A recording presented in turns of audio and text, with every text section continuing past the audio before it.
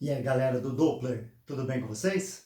Professor Bellinati de volta na área, continuando o nosso estudo sobre zoologia, agora com o segundo filo da lista, é o filo dos quinidários. Na aula passada, da mesma frente de zoologia, a gente deu uma olhada nos poríferos, os espongiários. Então, o que a gente vai fazer na aula de hoje? É introduzir os quinidários e fazer um monte de comparações com os espongiários. Bora lá? Então vamos. Primeiro slidezinho mostra pra gente, ilustra quem é o filo dos quinidários. O filo dos quinidários é representado pelas águas-vivas, é representado pelas caravelas, é representado por seres bastante estranhos chamados de cubozoários. Temos também os corais e as anêmonas, né? Temos também as hidras, e ele é um grupo quase tão antigo quanto o grupo dos poríferos. Quando a gente observa no registro fóssil, tanto poríferos quanto quinidários têm o surgimento ali na época ainda do período Cambriano, ou melhor, no período pré-cambriano, antes do estabelecimento do período cambriano, que é alguma coisa ali em torno de 600 milhões de anos antes desse nosso momento atual.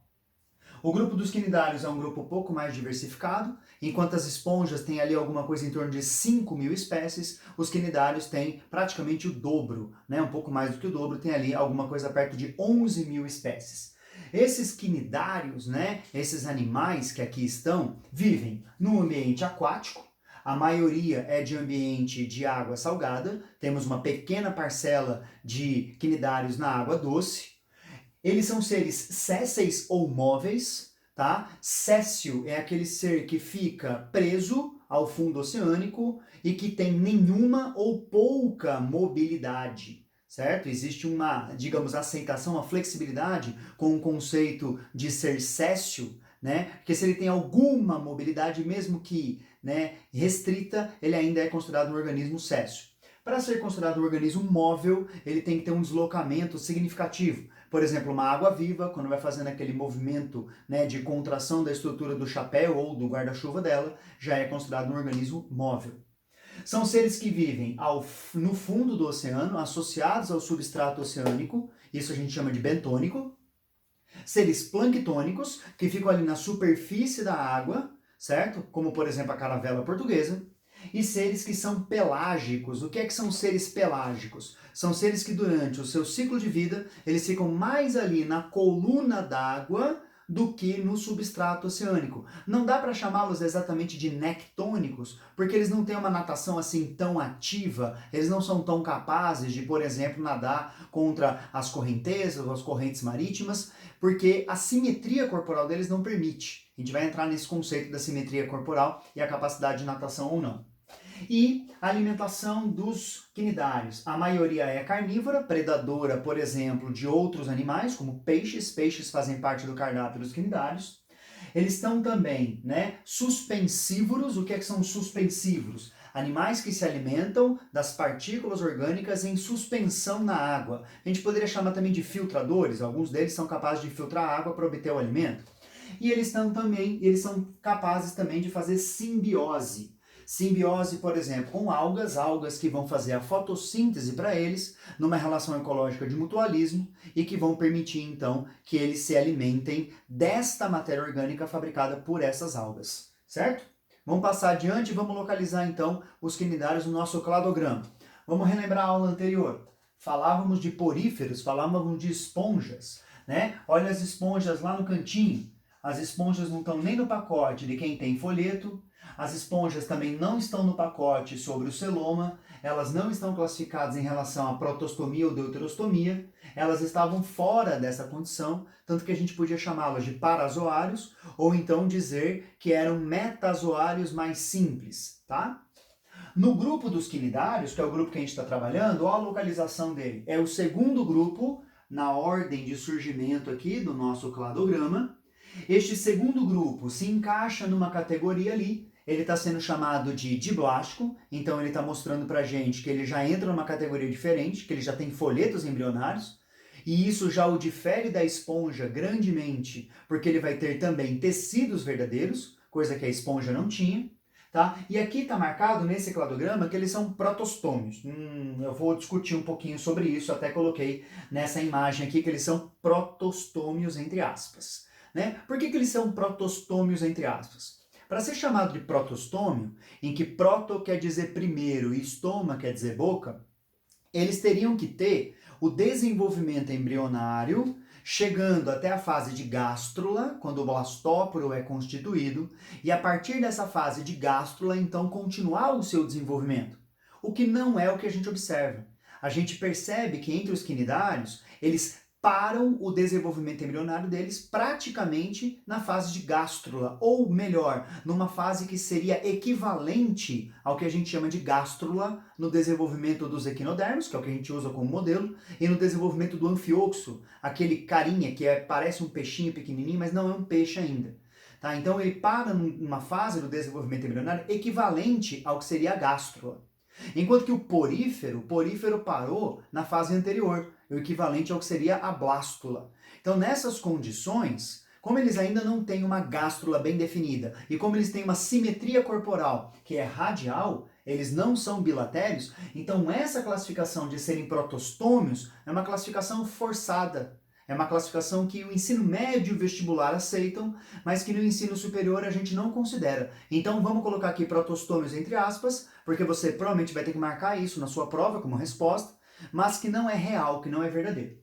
Seguindo, isso daqui é correto, eles são diploblásticos ou diblásticos, porque tem dois folhetos, atingem exatamente o que a gente chamou de fase de gástrula, e os folhetos são o mais externo, a ectoderme, e o mais interno, a endoderme. Eles formam tecido verdadeiro a partir desses folhetos, né? O tecido que reveste o equinoderme, que reveste o quinidário por fora, é o tecido derivado do folheto ectoderme, e o que reveste o quinidário por dentro é o tecido derivado da endoderme. E aí aqui está escrito que eles têm um corpo tissular. Lá nas esponjas, a gente pode dizer que eles têm uma organização de natureza celular.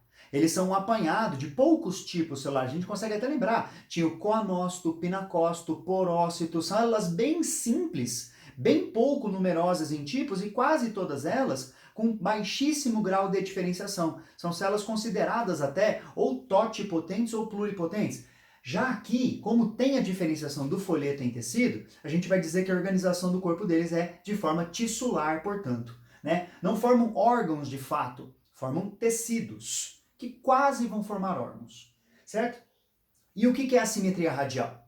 Simetria radial é quando o plano corporal do animal não tem uma igualdade entre o lado direito e o lado esquerdo, como por exemplo, né, a tua mão direita é o espelho da tua mão esquerda, você consegue colocar uma sobre a outra e aqui você tem a simetria. A gente consegue num animal bilatério traçar um único plano de separação, por exemplo, no caso de seres humanos, seria mais ou menos aqui entre os olhos, passando pelo nariz, que deixa um lado semelhante ao outro, o lado direito igual ao lado esquerdo.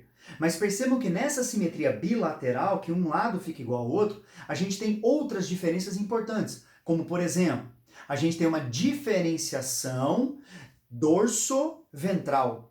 Né? A parte aqui ó, de trás da minha cabeça, que é a parte dorsal, é bem diferente da parte da frente da minha cabeça, que é a face ventral. Essa é uma das diferenças da simetria bilateral. Uma que é mais importante ainda é a diferenciação antero-posterior. A região anterior do meu corpo, representada aqui pela cabeça, é bem diferente da região posterior do meu corpo, representada lá pela minha região do quadril. Não é o meu pé, tá? Porque a gente tem que imaginar que o ser humano hoje assumiu uma postura ereta. Mas um peixe, por exemplo, a cabeça dele, se tiver aqui, do lado oposto da cabeça tem a cauda. Então a região anterior é a cabeça, a região posterior é a cauda. E essa região anterior sendo a cabeça, olha que maravilha! A simetria bilateral vai permitir a formação de cabeça, enquanto que a simetria radial, não existe cabeça nesses animais. Deixa eu voltar algumas imagens aqui para ver se vocês reconhecem cabeça nesses animais. Cadê a cabeça da água-viva? Cadê a cabeça do cubozoário? Cadê a cabeça dessa hidra? Cadê a cabeça dos corais e das anêmonas? Se você prestar bastante atenção, nessa imagem aqui tem peixinhos. Do peixe você consegue reconhecer a cabeça porque ele tem simetria bilateral. Então a simetria radial, ela não é muito boa para os processos de deslocamento, como a simetria bilateral é. Então animais bilateralmente simétricos se locomovem muito mais facilmente. E também tem a cefalização.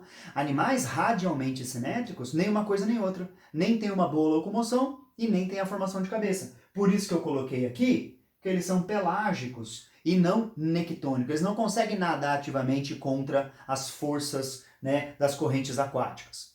Então vamos seguir. Eu trouxe um outro cladograma aqui para a gente poder encontrar então os quinidários. Está lá, ele continua nessa segunda posição. Mas, por que eu trouxe esse cladograma? Esse cladograma ele traz aqui para a gente, muito melhor explicado, o que são protostômios. Protostômios são animais que fazem parte aqui do clado, do ramo, do grupo chamado de bilatérios. Então, os bilatérios, os animais que têm simetria bilateral, são distintos entre protostômios, que o blastóporo forma primeiro a boca, e deuterostômios, que o blastóporo forma depois a boca. Primeiro ânus, portanto. Então perceba que o quinidário está fora dessa diferenciação. Ele é chamado de eumetazoário, porque ele tem tecido verdadeiro, mas ele não é nem protostomado nem deuterostomado, em um cladograma um pouco mais, digamos, alinhado com o pensamento do ensino superior. Seguindo adiante, se eles não têm cabeça, se a organização do corpo deles não obedece à simetria bilateral, à cefalização como a gente conhece, então como é a estrutura corporal de um quinidário? A gente reconhece duas formas, né, estruturantes do corpo de um quinidário. A forma sessile, fixa, com pouco ou nenhum movimento, que é a forma polipoide. Cuidado com as palavras, eu não disse poliploide, eu disse polipoide, de pólipo. E a forma medusoide, que é a forma que tem a movimentação. Tá? A gente vai, na aula de hoje, em todos os grupos de quinidários, encontrar formas de pólipo, formas polipoides, e nem todos os grupos terão forma medusoide. Já adianto aqui, tem uma classe de quinidário chamada Anthozoa, a classe onde eu encontro corais e anêmonas, e na classe de corais e anêmonas não existe a forma medusoide, só vai existir a forma polipoide. Tá, vamos olhar um pouquinho melhor então essa estrutura aqui. Na forma polipoide, a boca é voltada para cima e ao redor da boca vemos os tentáculos. E da boca para dentro temos a cavidade gastrovascular, também chamada de cavidade digestiva, que é a primeira cavidade corporal que aparece no animal agora, certo? Lá no porífero, a região do átrio, que era revestido pela coanoderme, onde tinha ali os coanócitos, né, movimentando seu flagelo e fazendo o movimento da água, não era uma cavidade corporal, era uma estrutura externa. Aqui é dentro do animal, limitado pela região da boca. Numa medusa, a mesma boca é voltada para baixo. E aí os tentáculos continuam ao redor da boca. E a gente percebe, então, que essas duas estruturas são muito parecidas. Elas estão invertidas apenas no seu padrão de localização da boca. E este padrão de localização da boca é a forma como a gente se refere à estrutura corporal deles. Essa daqui é a face oral, e essa daqui é a face oposta à boca. Perceba que eu não posso chamar de face anal, por vários motivos. O primeiro, mais óbvio de todos, é que esses animais não têm ânus. Esses animais têm apenas boca, têm um sistema digestório incompleto, certo? Então como é que chama a face oposta à boca? Chama-se face abioral, A-B-O-R-A-L, abioral ou aboral, se vocês preferirem. E num polipoide, a boca é voltada para cima e a face aboral é voltada para baixo. Dá para ver mais coisas na estrutura corporal desses bichinhos, né? A gente encontra, por exemplo, aqui, ó, esse tecido cinza que reveste tanto o pólipo quanto a medusa por fora é a epiderme. Epiderme derivada de ectoderme, do folheto embrionário ectoderme. Revestindo a porção gastrovascular dos dois animais, a gente tem a gastroderme. Gastroderme derivada de endoderme. Na região da epiderme, a gente tem alguns tipos celulares. A gente tem células epiteliais com capacidade contrátil, chamadas de células mioepiteliais, certo? Mio é de músculo. Células neuroepiteliais são células sensoriais, são células que percebem, por exemplo, o toque, são células que percebem iluminação, né? Alguns desses animais são bioluminescentes e eles vão emitir pulsos luminosos para outros animais da mesma espécie que vão reconhecer. Então aqui a gente pode ter células fotossensíveis, células glandulares que secretam substâncias que protegem o animal aqui, o muco, parecido com o muco na verdade, células urticantes, é uma célula típica, uma célula importantíssima do quinidário, que é o quinidócito, é a célula que queima, inclusive por isso o nome quinidário, quinidos quer dizer urticante, que promove urticância, que dá coceira, que dá irritação, que dá uma espécie, uma sensação de queimadura. E células intersticiais. O que são células intersticiais? São células com baixíssimo grau de diferenciação, são células totipotentes que conseguem recuperar, regenerar, se diferenciando em qualquer outro tipo celular. Na região da gastroderme, também temos células glandulares que secretam, por exemplo, as enzimas, que vão fazer a digestão extracelular, e temos células nutritivo-musculares. Células nutritivo-musculares são células que vão ajudar na secreção de enzimas, células que vão garantir o movimento da cavidade gastrovascular e vão fazer a absorção dos nutrientes assim que eles tiverem sido digeridos. Entre a gastroderme e a epiderme, temos uma meleca, uma geleca, um componente acelular chamado de mesênquima. O mesênquima está aqui, ó, entre a epiderme e a gastroderme, o mesênquima está aqui entre a epiderme e a gastroderme. Esponja também tem mesênquima. Tá? A esponja tem o mesênquima entre a pinacoderme e a coanoderme. Lá no mesênquima da esponja, temos uma porção que é basicamente água com proteínas, algumas espículas. Alguns autores chamam isso de mesogleia, não tem problema, é sinônimo, mesênquima e mesogleia, tem até uma confusão na literatura sobre isso. Né? E esse mesênquima aqui tem a mesma estrutura acelular. Não é que são proibidas células aqui. Eu posso encontrar uma célula ou outra nessa região, mas as células não são constituintes da estrutura do mesênquima. Se eu tirar essas células, o mesênquima continua presente, continua estruturado e continua exercendo sua função de preenchimento, de sustentação, até mesmo auxilia na distribuição de substâncias, né? Um nutriente absorvido aqui pela gastroderme chega até a epiderme via mesênquima, já que eles não têm nenhum sistema constituído, nem sistema circulatório, nem sistema respiratório, tá certo? Então, aí tá uma anotação dessas células. Mioepiteliais, células com capacidade contrátil, neuroepiteliais, células com capacidade sensorial, glandulares, com capacidade de secreção, e intersticiais, que são as células totipotentes, as células indiferenciadas, que podem se diferenciar em todas elas. Tá faltando aqui, não tá? Células? Tá, olha aí quem tá faltando. O quinidócito, a célula urticante. Este daqui é um quinidócito ainda não disparado, e esse daqui é um quinidócito disparado. Como é que o quinidócito dispara? Tem duas principais, né, explicações para isso. Uma dessas explicações é através de uma estimulação mecânica dessa estrutura que fica bem aqui, chamada de quinidocílio. O quinidocílio é como se fosse um gatilho.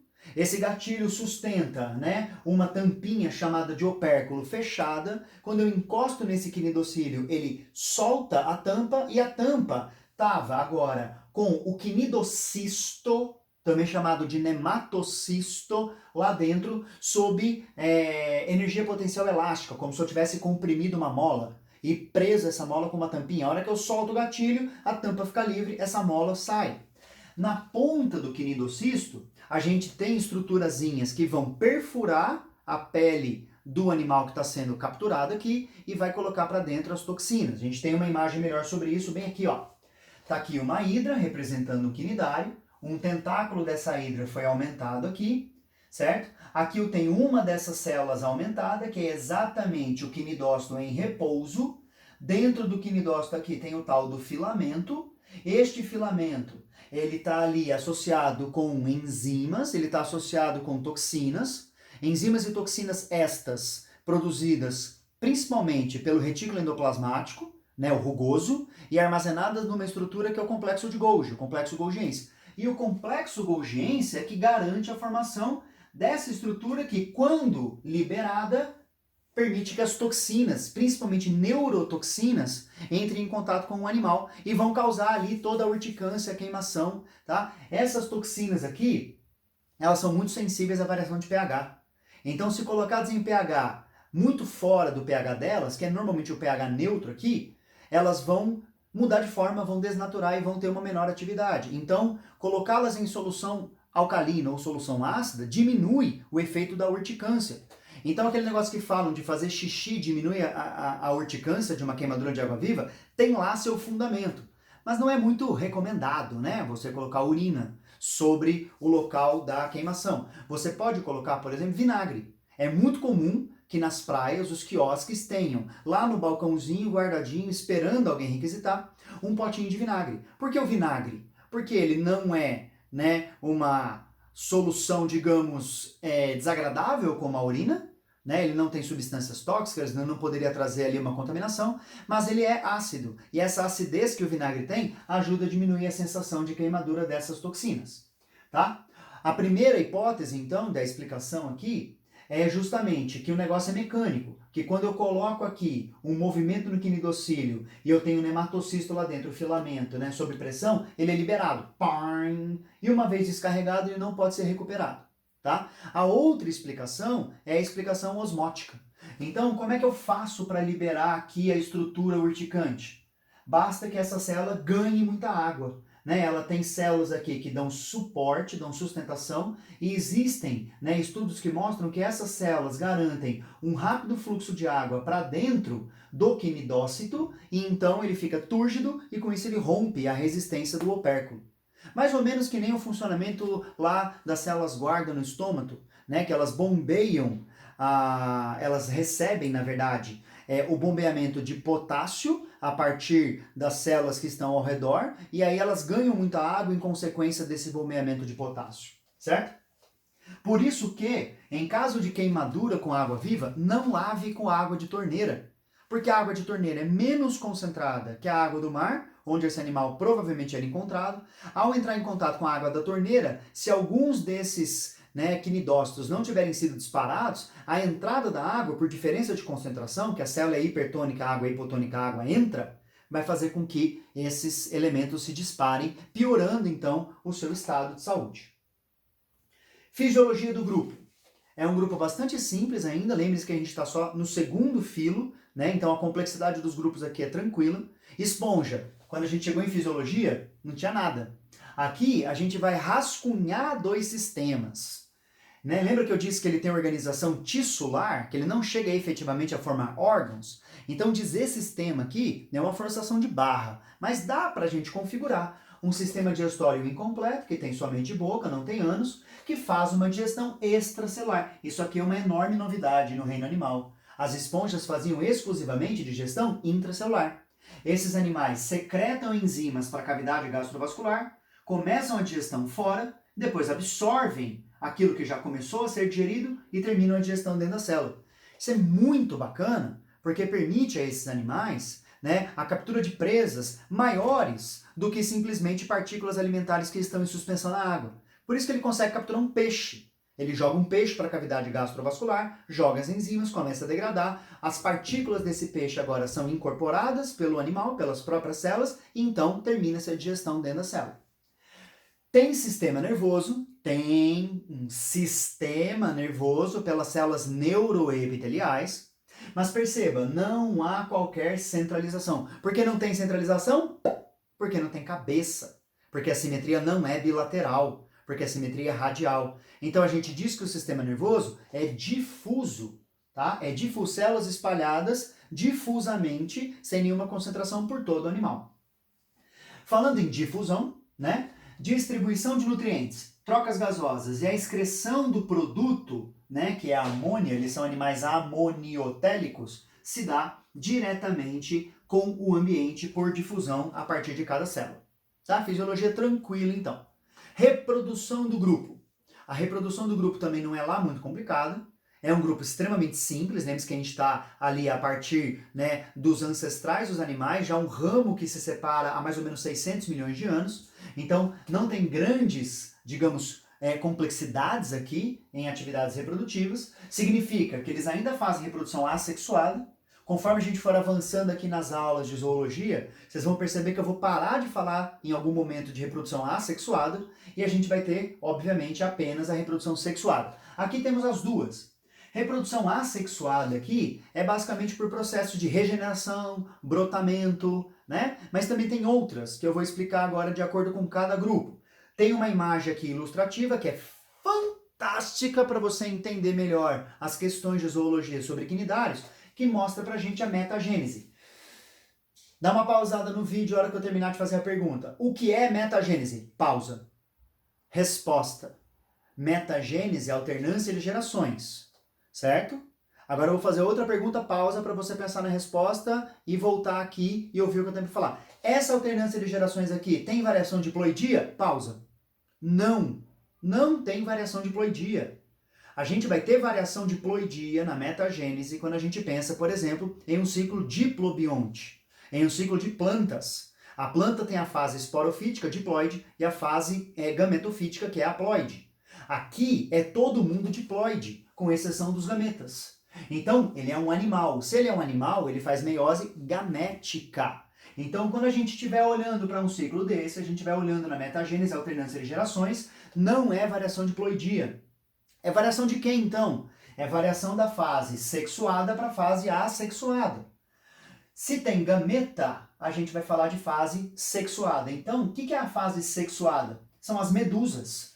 Isso daqui, com livre natação, é a forma medusoide. Então, a gente vai aqui criar uma regrinha. Claro que tem exceções, mas nessa regrinha, a fase sexuada e a fase medusoide. Olha só, uma medusa fazendo o papel de fêmea, outra medusa fazendo o papel de macho, liberando, respectivamente, o óvulo e o espermatozoide.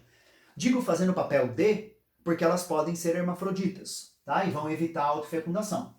Forma-se o zigoto, então tá aqui o sexo. Sexo é a fecundação, um gameta com o outro fecundou, sexo. Zigoto, diploide. Aqui, ó, desenvolvimento embrionário, chega na blástula, tá? E aí, né, lembra que eu falei que ele ia chegar num negócio parecido com gástrula, que não chega de fato na gástrula? Ele já vira larva, que é a larva plânula. Ele agora vai se estabelecer no fundo oceânico, vai estruturar um pólipo. O pólipo se multiplica por brotamento. Eu tenho aqui uma colônia, né? Esses pólipos aqui, ó, eles têm funções diferentes. Esse cara aqui, o gonozoide, ele vai liberar medusas. O gastrozoide faz a função de alimentação. A gente vai ver isso mais adiante, tá? Vou repetir alguns pontos. E essa fase aqui, olha só, para ele virar uma medusa, para o pólipo originar uma medusa, é assexuado. Pode ser um processo de estrobilização, é um possível processo assexuado aqui envolvido. É isso que eu estou mostrando nesta figura. Vai ficar melhor para vocês entenderem, né, quando vocês estiverem com um PDF em mãos, tá? Aqui na televisão eu sei que não fica muito legal, mas eu sei que vocês estão com o PDF também. Então me acompanhem.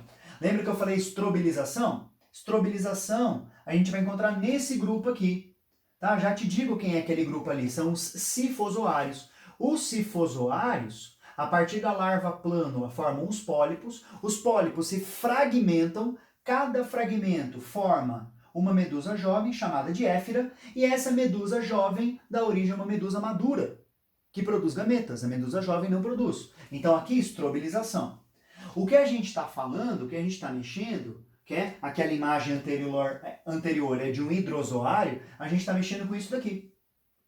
Quando a gente tem as medusas formando a larva plano, ela forma o pólipo, e esse pólipo aqui tem um brotamento lateral, ele vamos chamar de destacamento, ele vai destacar uma parte do corpo, que era aquele gonozoide, ele vai separar uma parte do corpo, e esta parte do corpo agora que se separou vai dar origem à medusa. Então é muito parecida com a estrobilização, mas não é estrobilização, mas é igualmente assexuado, O sexo está só aqui, ó, sexo, sexo e sexo, tá? Quando a gente olha agora para esse grupo do meio, cubozoário, ele tem uma forma diferente. O pólipo dele, ele vai se metamorfosear numa medusa. Lembra aquela imagem que a gente tinha o pólipo e a medusa, que basicamente um é o formato invertido do outro? É basicamente o que ele vai fazer. Ele está aqui na forma de pólipo, ele vira uma medusa e pronto. Não é tão simples assim, mas é facilitando um pouquinho também para a nossa aula aqui. Vamos passar adiante então. Essas são as 4 classes que eu vou mostrar para vocês e mostrar um pouquinho desse processo reprodutivo. Classe hidrozoária, dos hidrozoários, dos cifozoários, dos cubozoários e antozoários, e aqui tem uma comparação já importante também nessa metagênese, nessa alternância de gerações. Em hidrozoários, a fase de pólipo é mais importante, é mais duradoura, é mais relevante do que a fase de medusa. Lembra quando a gente olha para a planta, gametófito e esporófito? Que briófita tem o gametófito, que é predominante, e o esporófito é a fase passageira. E depois, quando a gente vai para pteridófita, geminianja, o esporófito, que se torna a fase predominante, e o gametófito passageiro, é essa a ideia. Mas é todo mundo diploide aqui. Então aqui o pólipo é a fase predominante, a medusa é a fase passageira. Cifozoários e cubozoários, a fase predominante é a medusa. Em antozoários não existem medusas. Curioso, né? Então vamos para o primeiro grupo. Quem é hidrozoa? Hidrozoa, acho que o nome já leva direto a hidra. A hidra tem esse formatinho aqui, né? Bacaninha. É uma colônia de indivíduos. Isso daqui é o indivíduo mais velho, isso daqui são os indivíduos mais novos, certo?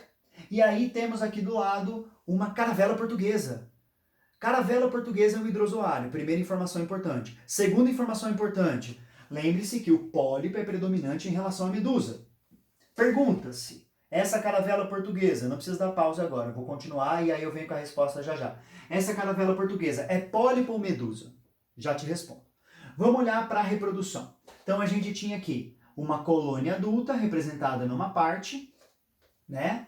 A gente tem aqui o ramo principal, os ramos secundários são os indivíduos mais jovens. Temos as formas de gastrozoide, que vai garantir a alimentação, gonozoide. O que o gonozoide faz? Ele se separa, se diferencia numa medusa, as medusas liberam gametas, esses gametas se fecundam, formam a larva vai se fixar no substrato, forma um novo pólipo e pronto. Temos aqui um grupo, né, representado por um hidrozoário chamado Obelia, que o pólipo é mais relevante, importante e duradouro que a medusa. No caso daquela reprodução que a gente viu, é isso aqui que a gente está vendo. Ó, a gente está vendo o pólipo formando a medusinha libera gametas e volta para cá. Tá? Então, localizando naquela imagem que a gente tinha lá. E agora, a caravela portuguesa. É pólipo, é medusa?